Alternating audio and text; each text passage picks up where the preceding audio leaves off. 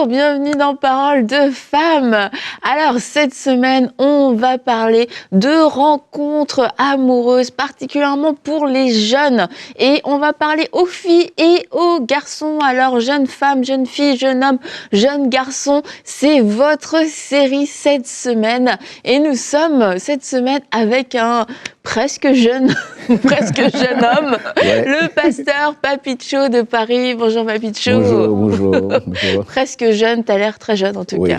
Je suis encore jeune. Ok, on ne révélera pas ton âge aujourd'hui. Merci. Et pasteur Papicho, dans Parole de Femmes, c'est cool ça. Je suis contente. Ça fait plaisir d'être là. Ah bah moi aussi, je suis contente de t'avoir. Et puis Laure est avec nous aussi toute cette semaine. Laure avec son mari, si vous ne le savez pas, est aussi pasteur de jeunesse. Donc, écoutez, Papicho a été pasteur jeunesse pendant 20 ans, un truc comme ça. 20 ans en travaillant avec les jeunes pasteurs de la jeunesse. Je crois que c'était 9 ans à Paris, 6 ans en Irlande, 5 ans en Afrique, et puis bon. Ok, d'accord. Bon, waouh.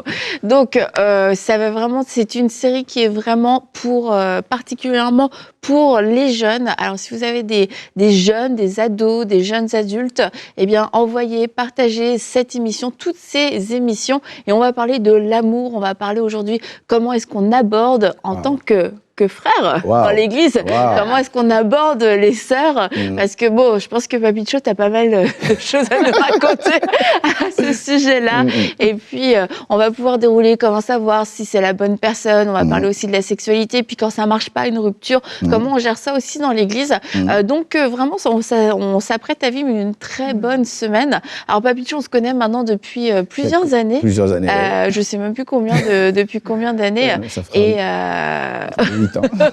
donc, tu es pasteur à l'église Parole du Salut, à Paris avec les pasteurs Mamina et Noéla Lumande qui font un très bon travail en région parisienne.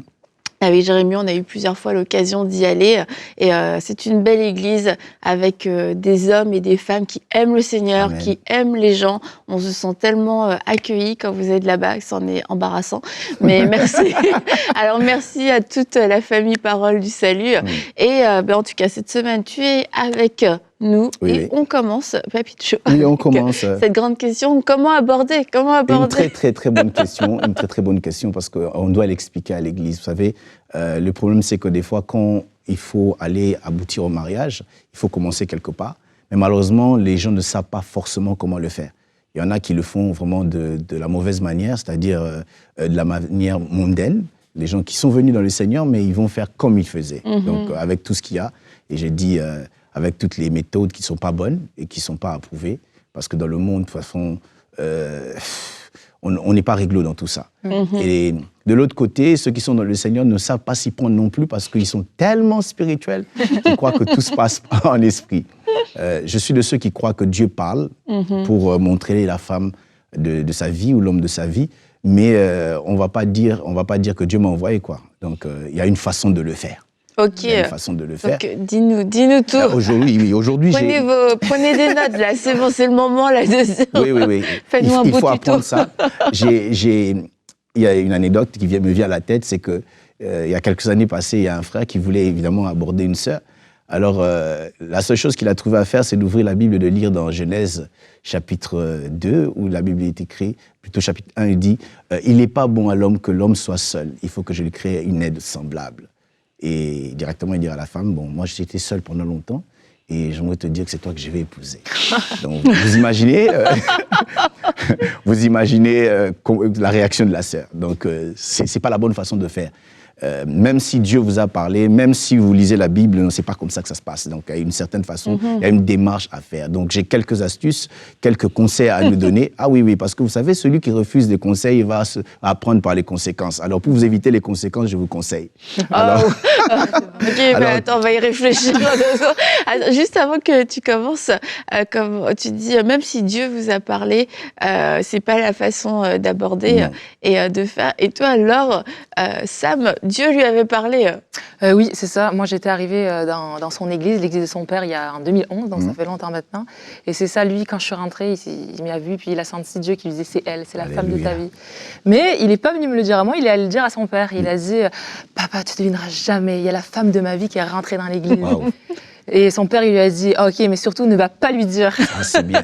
Donc, il a été sage, c'est ça. C'est un bon papa, c'est un bon pasteur. C'est ça, il est pas venu me le dire, mais après...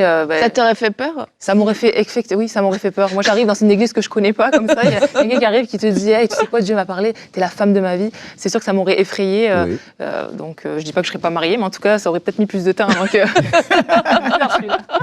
Donc, la preuve que ça fonctionne de ne pas le dire de façon aussi cash. Ah ouais, ça, c'est vrai. En fait, donc, il faut savoir comment aborder. Premièrement, si on veut aborder quelqu'un, il faut connaître quand même la personne. Quand je dis connaître, ça veut dire qu'il faut avoir les informations concernant la personne. C'est comme, permettez-moi l'expression, c'est comme quelqu'un qui va pêcher.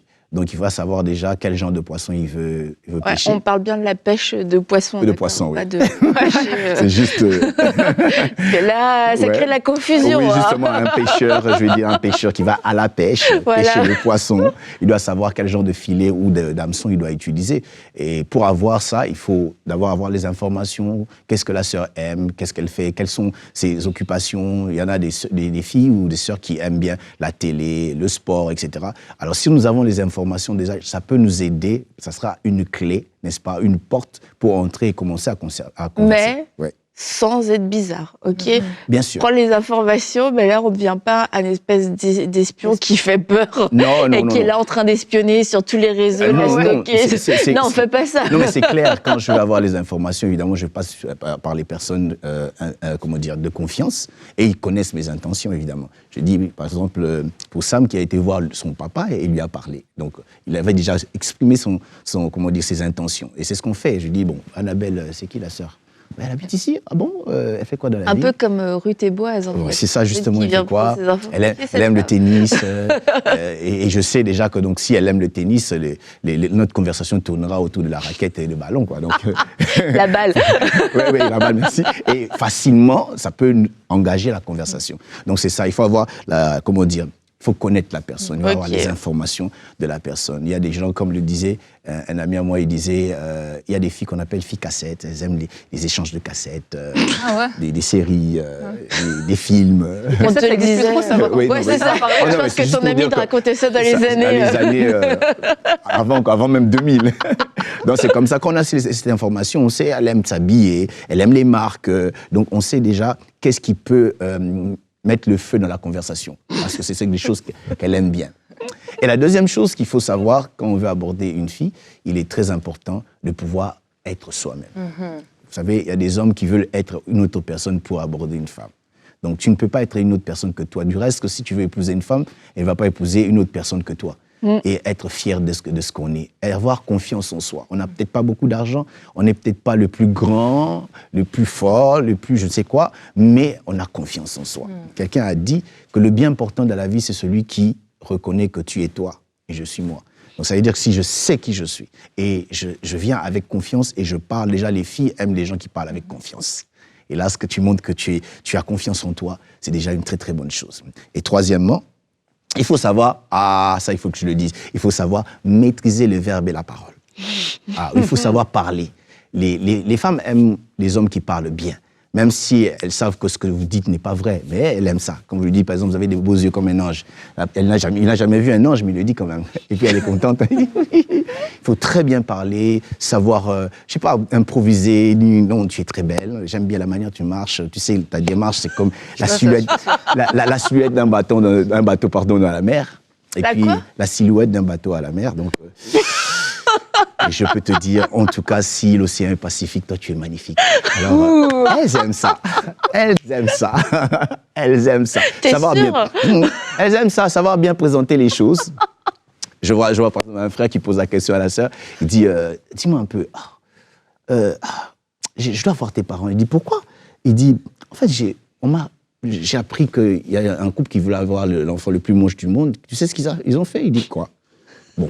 Ils ont fait ce qu'un homme et une femme font pour avoir un enfant. Et il y avait aussi dans un autre couple, ils voulaient avoir la fille la plus jolie du monde. Et tu sais ce qu'ils ont fait? Et la fille dit, qu'est-ce qu'ils ont fait? Il dit, justement, c'est la question que j'ai envie de poser à tes parents. Qu'est-ce qu'ils ont fait pour t'avoir? C'est beau. Elles aiment ça. Il faut bien présenter les choses et savoir comment, n'est-ce pas, parler. Et tout ça, ça s'apprend. C'est pas tout le monde qui naît avec cet art oratoire. On apprend ça. Oui, il y en a qui naturellement parlent ainsi, mais d'autres personnes, ils doivent quand même apprendre. Et on peut apprendre ça de plusieurs manières. Donc, la Bible en parle, il y a certains aînés, et écouter les gens qui parlent et tout. Donc, ça peut nous aider à pouvoir bien parler aux femmes. Quatrièmement, il faut savoir une chose que les femmes aiment bien parler d'elles-mêmes. Alors, quand on lui parle, il faut la pousser à parler d'elle. En posant des questions. Par exemple, je pose la question, « Ah, mais qu'est-ce que tu fais dans la vie ?»« Non, mais j'étudie. Et pourquoi tu fais ces études ? » ?»« Ah non, tu vois. » Et puis, les femmes parlent beaucoup. Hein. Donc, pour te dire quelque chose en deux mots, elle peut le dire... en 2 mois. En 2 mois, quoi. et plus elle parle, en réalité, en beaucoup parle, en te parlant beaucoup, elle est en train de se livrer. Elle est en train de se livrer. Donc, tu dois être en mesure de poser des questions qui lui fait parler. Et plus elle parle, elle se livre. Plus elle parle, elle commence à t'aimer. Et je disais tout à l'heure qu'il faut savoir aussi tester si tu es sur la bonne voie. Vous savez, il y a les électriciens, ils ont l'habitude d'avoir cet instrument qu'on appelle le testeur. C'est pour voir, là où il y a le courant, il n'y a pas. Donc, quand il n'y a pas le courant, ça ne s'allume pas. Là où il y a le courant, ça s'allume en vert. Donc, il faut utiliser les testeurs. Voir, est-ce qu'elle aime ta compagnie? Est-ce qu'elle aime t'appeler? Souvent, c'est toi qui l'appelles, mais attends 2 jours un peu si c'est elle qui va commencer. Et si tu lui manques, ça veut dire le testeur est bon. Ça montre que tu es sur une bonne voie, elle a envie de te parler et tu lui manques. Ah, c'est comme ça que ça se passe. Ah oui. Par rapport à parler, c'est bien aussi d'écouter pour le gars. Je veux quand même le mentionner parce que c'est Merci. Poser des questions, mais si à un moment donné tu repars de la conversation, elle va te dire mais je t'en avais déjà parlé et que tu as juste posé des questions. Justement, c'est ce que je voulais dire. C'est qu'elle doit savoir que tu es vraiment attentionné, tu écoutes ce qu'elle dit, mais par moments tu lui rappelles des choses qu'il t'a dit. Ça faisait des jours. Tu sais, comme tu m'avais dit l'autre fois, elle dit ah bon, il le sait. Ah, il sait même que je lui avais dit que je chaussais du 39. Oh. Ah oui, parce que quand elles sentent, elles voient que vous êtes attentionné, ça les attire encore, ça les pousse à parler, à se dévoiler, si je peux dire. Je connais une histoire d'un frère qui ne l'a pas fait intentionnellement, c'est une sœur de l'église, elle voit la sœur et dit « Ah ouais, tu t'es bien coiffée, hein, tu as bien défrisé les cheveux, mais on dirait que tu as raté ici. Hein. » Et la fille dit « S'il a vu ces détails, ça veut dire que il me regarde. Hein. Et ça a commencé à trotter dans sa tête. Et c'était le départ de tout. Donc, pour dire que quand on parle, on écoute et on montre qu'on est attentionné. On n'oublie pas. C'est pas que je pose une question, j'oublie. Non. Je dois vraiment montrer que j'ai bien écouté. Et je peux même revenir sur ça. Comme tu m'avais dit ce jour-là, tu te souviens, le mardi 15... le 15e du mois de mars, tu te souviens ce que tu avais dit à 12h? Tous ces détails-là. Ça fait peur, moi, je trouve. Oui, ça dépend d'une personne à une autre, mais au moins, ça montre qu'il y a l'attention. Enfin, le principe ici, c'est qu'elle puisse savoir que tu es attentionné. Et ça, c'est très, très important.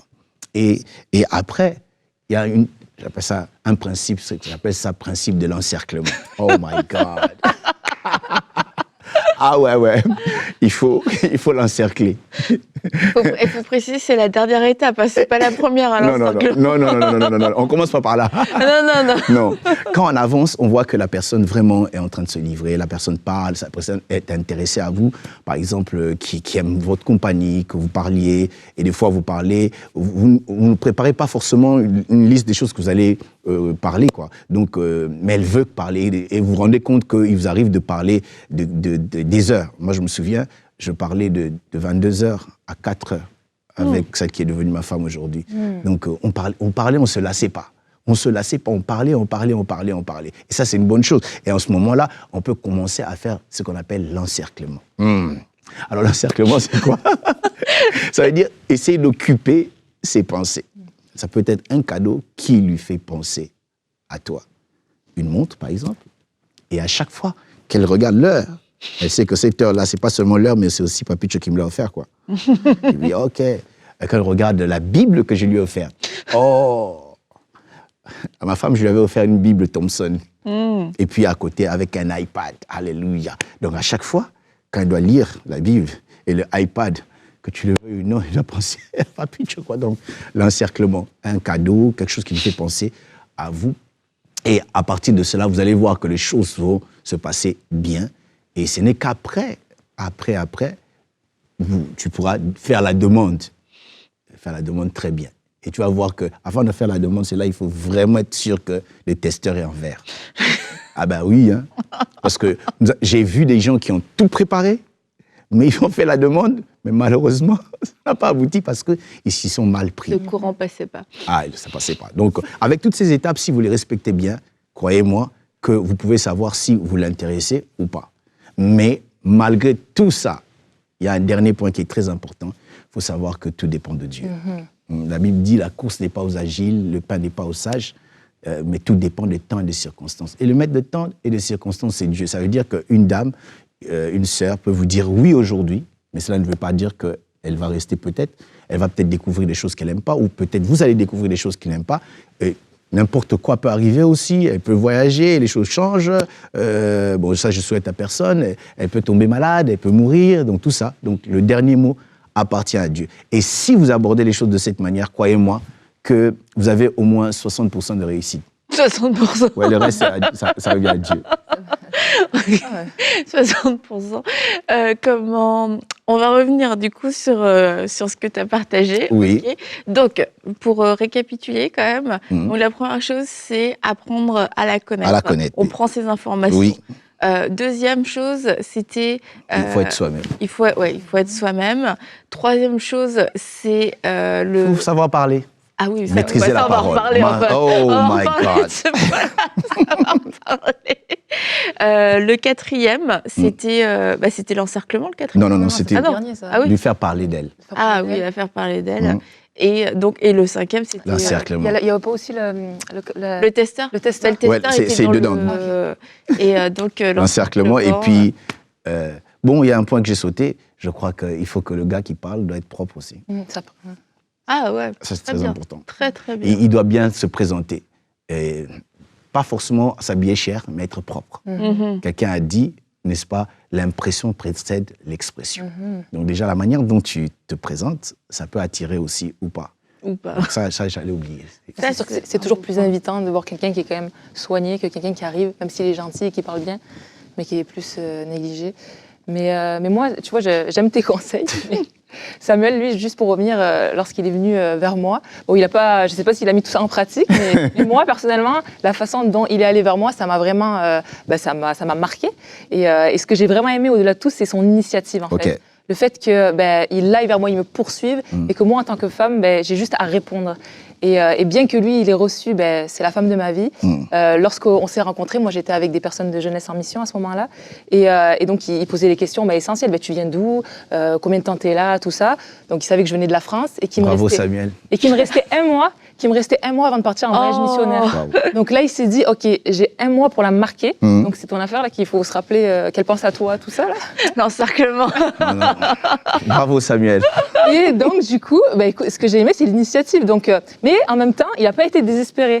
Et ça aussi, je pense, c'est important tu fais ton initiative, en même temps, t'es pas trop collant, t'es pas trop désespéré en mode je m'accroche. Moi, par exemple, on s'est vu le dimanche. Le mercredi, j'ai eu la petite invitation Facebook qui était très populaire en 2011. 3 jours après, donc il y a eu le petit temps avant qu'il me fasse sa demande. Ensuite, on s'est vu, mais avec d'autres mondes. Donc voilà, il nous a invités avec des personnes de jeunesse en mission, puis des personnes de son entourage. Et ensuite, il m'a invité pour aller prendre un café. Et c'est là où on a pu parler, il m'a posé des questions, il m'a écouté. Et donc voilà, on a pu voir qu'on s'entendait super bien. Et juste avant de partir en voyage, il m'a offert un cadeau que je devais ouvrir le 25 décembre. Et il a réussi, quoi. Il m'a marqué avant que je parte. Je l'avais dans la tête pendant mon voyage. T'étais encerclé, quoi. Il m'a encerclé. Ah oui. Mais on revient quand même, d'accord, sur l'art oratoire. Parce que, sincèrement, si l'océan est pacifique, tout est magnifique. S'il y a des filles là, dites-nous, est-ce que c'est quelque chose qui vous plaît ou est-ce que vous trouvez ça kitsch? Romantique ou kitsch? Ça dépend de qui. Voilà pourquoi j'ai dit qu'il faut avoir les informations sur la personne. Il y a une personne qui aimerait qu'on lui parle comme ça. Une autre personne. Mais là, tu as dit, allez apprendre. Il ne faut pas qu'ils aillent lire des phrases toutes faites sur Internet. Il faut savoir comment rendre ça personnel. On apprend d'abord à lire, et puis on apprend auprès des personnes qui sont plus expérimentées. Et on conseille, on sait. Et c'est comme ça que j'ai dit, n'oubliez pas, il faut être soi. On devient soi quand on sait prendre quelque chose et on formule la chose à sa manière. C'est comme à l'école, on nous enseigne, mais on n'est pas obligé de répondre comme c'est écrit dans le cahier, mais on répond comme on comprend. Donc c'est comme ça. Donc on est soi, on vient parler, et parler bien. Ça dépend, des fois je peux dire des mots qui ne branchent pas avec les jeunes d'aujourd'hui. Donc il y a déjà un langage des jeunes aujourd'hui, bon, moi ça fait longtemps, quoi. J'ai été dans cet âge-là, quand ils parlent de wesh et autres, bon, moi je parle plus, c'est pas mon langage à moi. Donc, mais dans son langage, essayer de lui parler et savoir comment formuler, présenter les phrases, les compliments et tout. Donc tout ça, ça compte, quoi. Ok, c'est bon, vu comme ça, là, parce que là, les phrases toutes faites, c'est un peu... surtout si ça marche pas, puis finalement, il y en a une autre, après dans la même église, que tu ressors les mêmes phrases. Surtout comment ça. tu fais? Attends, et là, moi, j'ai une question aussi, parce qu'on parle comment aborder une fille à l'église, quand on est en mode abordage, quel conseil tu peux donner, Papichulo? Le gars qui aborde beaucoup, qui aborde beaucoup de filles en même temps. Malheureusement, n'est pas être sérieux. En tout cas, je crois que tout ce qu'on est en train de dire ça, on le dit, c'est sérieux, c'est pour aider les gens qui ont peut-être des difficultés dans ce domaine-là. C'est pas être sérieux. À l'église, on cherche pas à être le Casanova, on cherche pas à être le charmeur de tout le monde. On n'a pas besoin de ça. Donc, on est dans une démarche vraiment où on vient aborder pour une histoire sérieuse, pour le mariage évidemment. Donc, je vais pas aborder tout le monde, j'ai pas besoin de ça. Donc, je dois cibler la personne qu'il faut. Et puis, je viens vers la personne et je lui parle. C'est pas que je vais chez la sœur A, B, C, D et puis je termine toute l'alphabet de l'église. Non, ça, c'est pas sérieux. Ouais, parce que ça, c'est quelque chose aussi quand on est au niveau encore de l'étape j'aborde, où il peut y avoir une certaine confusion. Puis c'est sûr, il y a des grandes églises, mais il y a des églises qui sont peut-être un peu plus petites. Et tu te rends compte que finalement, toi, tu es allé boire un café avec le frère et tu t'as ouvert ton cœur, il t'a écouté, etc. Sauf que dans la semaine, il allait boire 5 cafés, le gars. Et ça, du coup, il n'y avait rien officiellement, c'est vrai, mais au niveau de la fille, tu te sens déjà trahi en fait. Et c'est de se dire, on est à quel niveau quand même dans la relation à ce moment-là. Voilà pourquoi moi, en tant que responsable à la jeunesse, j'enseignais et je demandais à tous les jeunes qui étaient sérieux, qui pensaient qu'ils veulent aborder une sœur, d'en parler à un responsable. Pourquoi ? Parce que déjà, le fait de nous en parler, nous, on connaît les gens à l'église. Je peux te diriger facilement, je te dis, ou bien un frère vient te parler, vois le responsable, parle-lui. Parce que lui, il est au courant de là où il était. Par exemple, tu viens me parler d'un frère qui vient t'aborder, alors que la semaine dernière, il avait abordé une autre sœur, ou bien il avait rompu avec une autre sœur. Donc mardi et jeudi, on t'aborde toi. Donc c'est pas sérieux déjà. Donc je sais comment je peux aider cette personne-là. Voilà pourquoi dans cette affaire, j'ai dit tout à l'heure, c'est Dieu qui a le dernier mot. Dieu a le dernier mot. Et pour que Dieu ait le dernier mot, des deux côtés, celui qu'on aborde et celui qui va aborder, doit mettre Dieu, au premier plan. Donc, on consulte Dieu, on a le temps de prier. Quand je parle de Dieu, Dieu lui-même, et on passe aussi au travers de ses responsables pour qu'ils puissent conseiller. La Bible dit, les projets réussissent par nombre de conseillers. On voit les responsables, on leur dit, ça aussi, ça nous aide, ça nous protège. Demain, on peut vous voir en train de prendre un café quelque part. Le responsable, il sait ce qu'il sait. Il sait, non, je sais que ce frère-là, il est en train de... Mais si ce n'est pas le cas, donc ça peut créer d'autres problèmes. Voilà pourquoi c'est très, très, très important de faire part aussi à ses responsables pour éviter les dérapages. Et tout à l'heure, tu disais l'histoire, le gars qui a pris la Bible et tout ça. Et ça arrive aussi souvent dans les églises, les gars hyper spirituels. Et du coup, quelquefois, c'est très drôle parce que c'est très maladroit.